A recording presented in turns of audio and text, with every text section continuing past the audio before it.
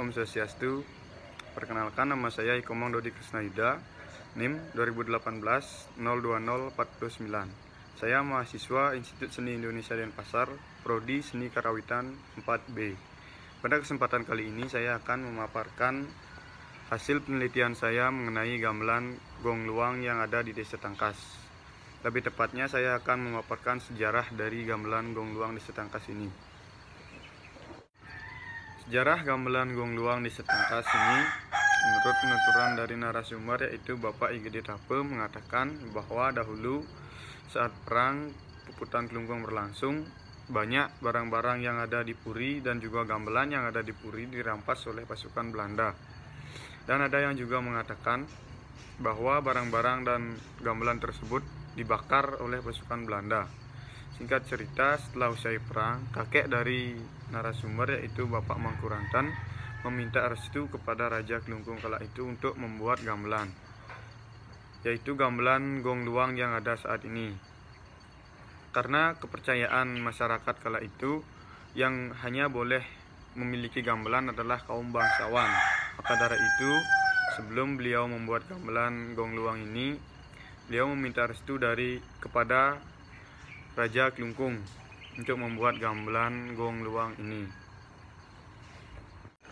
Menurut penuturan dari narasumber, dahulu pernah ada orang asing yang datang menanyakan mengenai cerita dari sekegong yang memainkan gamelan gong luang ini. Orang itu mengatakan bahwa apakah benar jika orang-orang yang memainkan ini, setelah memainkan gamelan ini, orang-orang itu ada yang kerahuan dan menusuk teman sesama pemain gamelan yang lainnya. Dan ada juga yang mengatakan dahulu jika pemain gamelan ini memainkan gamelan, mereka akan memakai pakaian putih-putih, serba putih, membawa seselet, dan sehabis memainkan gamelan ini semuanya mati. Informasi itu didapatkan dari buku yang didapat dari museum yang ada di Belanda. Apakah benar atau tidaknya, narasumber yang saya wawancarai tidak mengetahui jelas kebenaran dari cerita itu. Namun orang asing yang datang itu membawa bukti seperti buku yang dia dapatkan dari museum yang ada di Belanda.